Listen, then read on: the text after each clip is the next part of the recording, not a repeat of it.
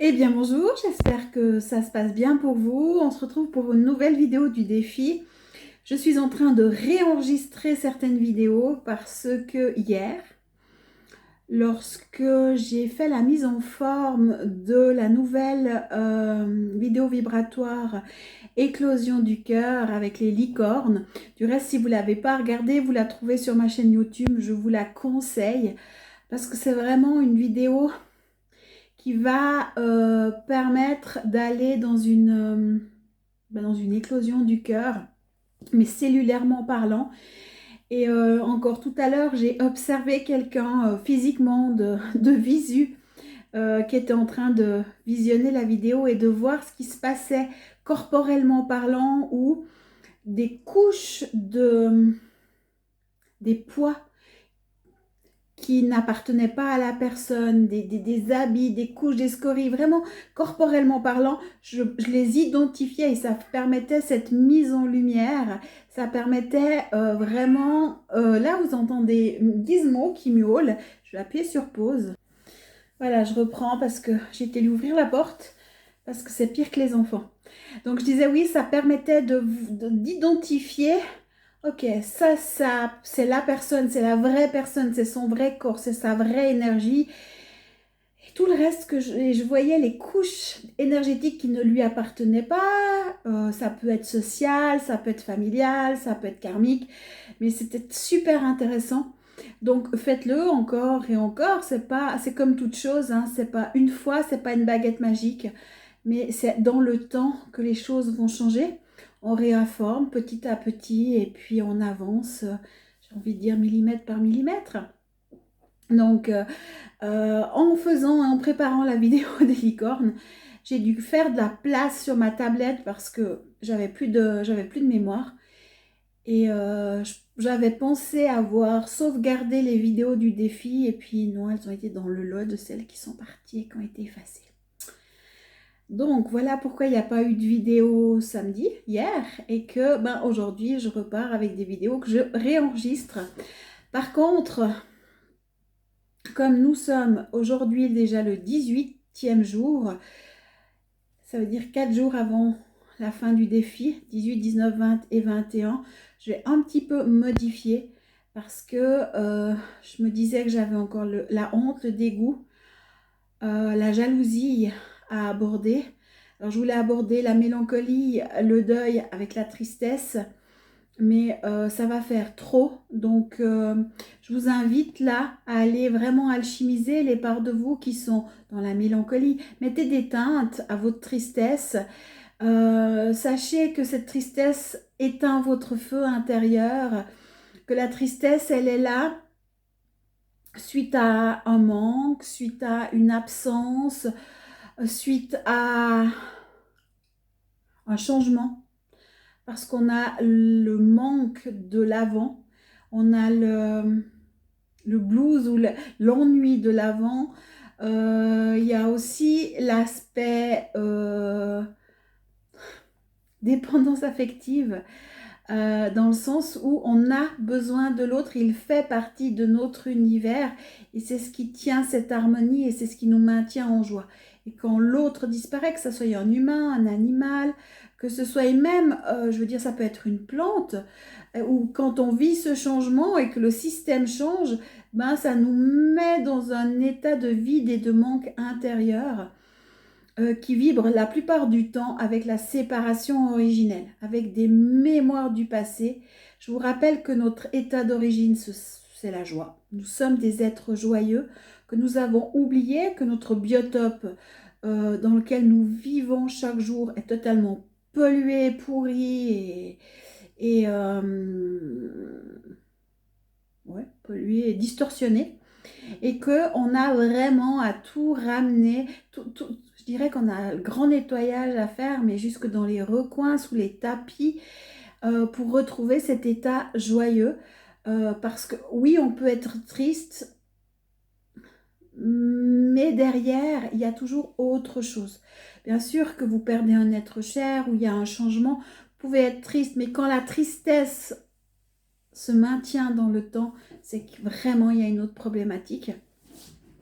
Moi, je sais que pour moi, je suis quelqu'un de hyper joyeux. Je suis quelqu'un où ça pétille, mais j'étais pas connectée au corps. J'étais pas connectée dans l'humain et au niveau de ma conscience, je pouvais aller dans une conscience source divine au fin fond de l'univers. Vous pouviez me trouver. Et il a fallu faire tout le processus pour revenir dans le corps ou l'univers, où je vais même dire ma part d'unité, mon soi supérieur ne m'a plus laissé le choix, où je me suis retrouvée dans le corps à dire ok bon bah je vais faire le job parce que je refusais mais totalement d'être là.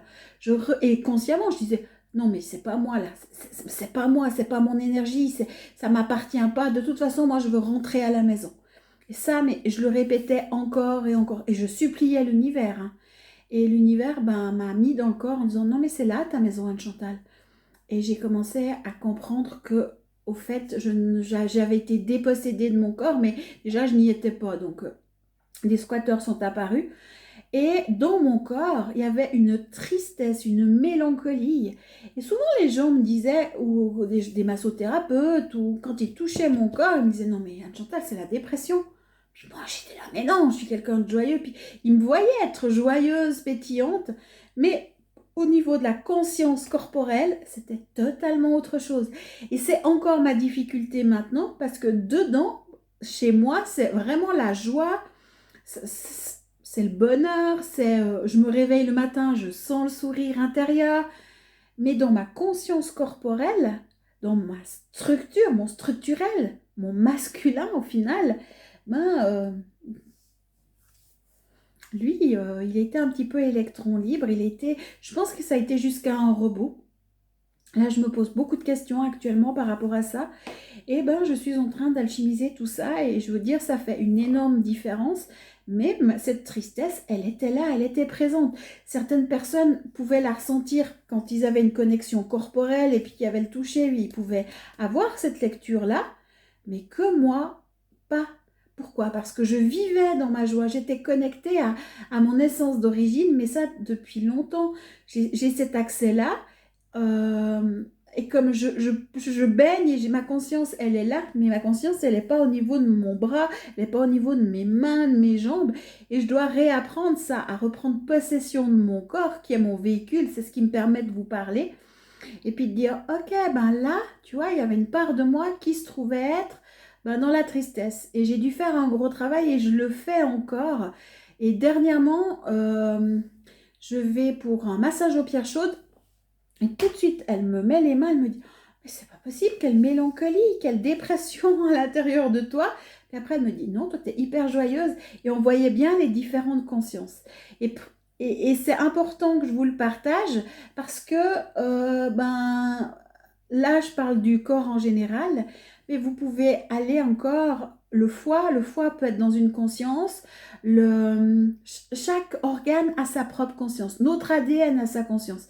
Et un jour, j'ai besoin de faire une vidéo par rapport au brin d'ADN, à la réactivation de l'ADN, les liens avec les chakras, parce que pour sortir de cette limitation des 7 chakras, 8 chakras, 12 chakras, parce que j'en connais 114, j'ai encore vécu l'expérience aujourd'hui en faisant réactiver les 114 chakras à quelqu'un, ça crée toute une géométrie sacrée autour de la personne, c'est juste extraordinaire.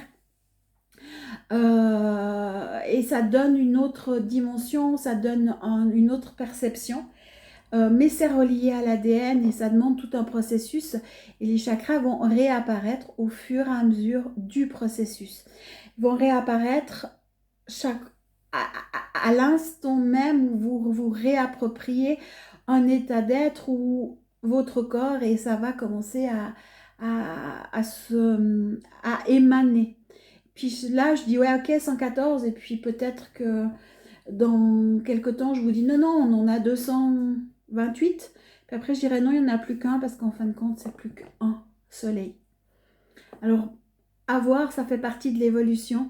Mais je pense que c'est important que je vous parle de ça, aussi d'arrêter de visionner les chakras comme des entonnoirs, parce que plus vous les rayonnez comme des entonnoirs, plus vous les plombez et plus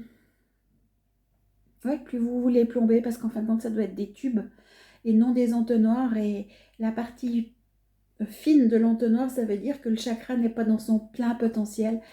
Et donc, il y a deux, trois choses à rééquilibrer et à découvrir. Par contre, ben voilà, je vous ferai la vidéo quand j'aurai le temps.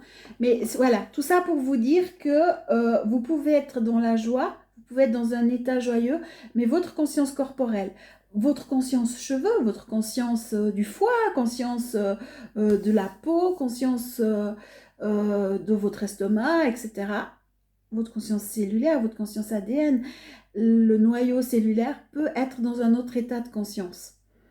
Et dans le processus que je vous propose avec l'alchimisation, on peut tout alchimiser et on peut vraiment tout remettre à zéro dans l'état d'origine et ramener dans l'état d'unité. Et créer notre paradis terrestre, notre maison, et être confortable dans la joie et attirer à nous ces moments de joie à l'identique que ce que nous vivons à l'intérieur de nous. Donc voilà pour la vidéo de ce dimanche. On se retrouve demain où je vais vous parler de la honte et du dégoût de soi qui amène à l'autodestruction. Et je terminerai par la jalousie. 11 minutes, il faut que j'arrête. Prenez soin de vous. Je vous souhaite une joyeuse journée, une bonne alchimisation. Pensez à faire la mélancolie, à faire le deuil. Peut-être les parts de vous qui ont le bourdon, les parts de vous qui sont dans la désillusion aussi, qui sont dans un sentiment d'impuissance, parce que ça peut tout être lié à la tristesse qui est plutôt générale. Je vous souhaite plein de belles choses. Merci de m'écouter. Merci de co-créer ensemble notre monde de paix et prenez soin de vous.